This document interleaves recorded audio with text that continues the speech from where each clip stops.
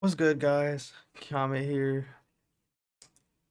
Have you ever heard a story of a guy in your school that somebody might have told you back then that someone masturbated in class or some shit? I'm pretty sure everyone's ever heard a story like that from someone in their school, and I seem to know that certain guy that stories like that have been going around about for years and years. So back when I was in eighth grade, I had to switch schools because I had mono and I failed on my last school. So they made me transfer schools, and it was pretty difficult for me because like I didn't know anyone. I was a new kid. I don't know the first guy that I befriended was a fucking weirdo. He was crazy. He was like the wildest dude ever. He'd say whatever he wanted to say, no matter how crazy it sounded, what he wanted to say. He'd make fun of you for sitting down. He'd literally make fun of you for sitting down.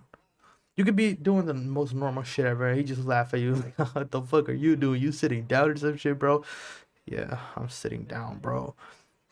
So I befriended the crazy guy immediately, and this one time we were in class. We were like 13, 14 years old, I think. I was like in 2011.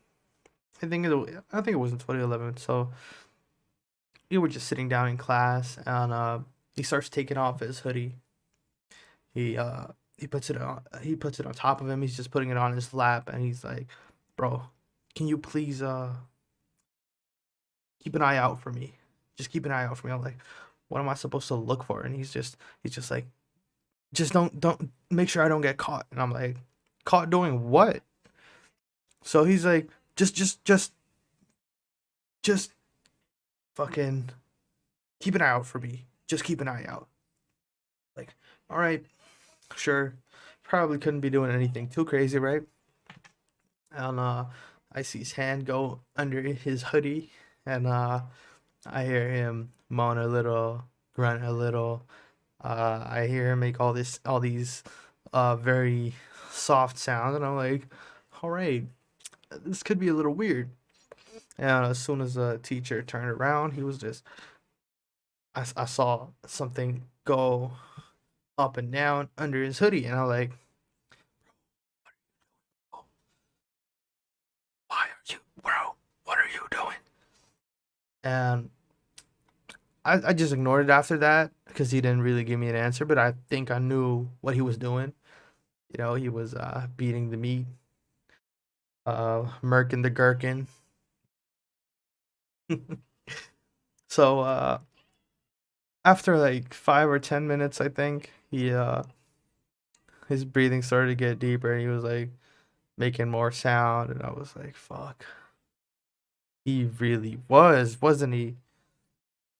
And turns out he was beating his fucking meat in class, using his hoodie to protect himself, and he probably busted a fucking nut in the hoodie.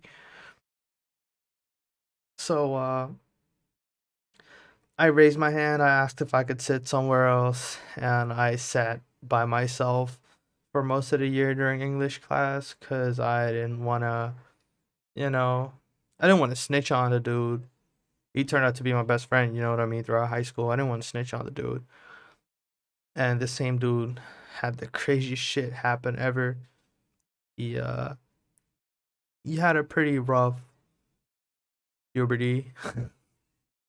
uh he used to be a theater kid. I mean, why wouldn't he? He was very outgoing and very hypersocial. And he was one of the theater kids, and he had to hold a presentation for his theater class. And all of a sudden, he just walks up to us like this. He's like with a folder in front of him, right? He was like holding a folder. He was like, "Bro, I can't hold the presentation." And I'm like, "Why? What's wrong?" And he's like, "We're like, huh?"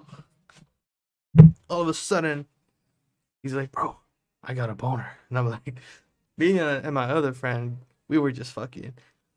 laughing so fucking hard. We couldn't believe it, like this was such a funny. It was like a presentation for his exams for theater class, and he it was going up, club going up on a Tuesday type shit. So he eventually, I think he held a presentation with that thing in front of him, which was fucking hilarious. Uh, and the same guy, this one time he got a lap dance in the theater in the fucking theater room, right? And he fucking frantically starts running around all of a sudden. Asks me and my other friend if we got a phone, like a fucking mobile phone that you could text, that you can use WhatsApp on or any other messenger app, right? And we ask him why. He's like, bro, so I just got a lap dance from this girl, right? We're like, yeah, nice, bro. And he starts telling us like she could have given me head if I had a phone for her. So he was like looking for a phone all frantically for a few days because he wanted that part too.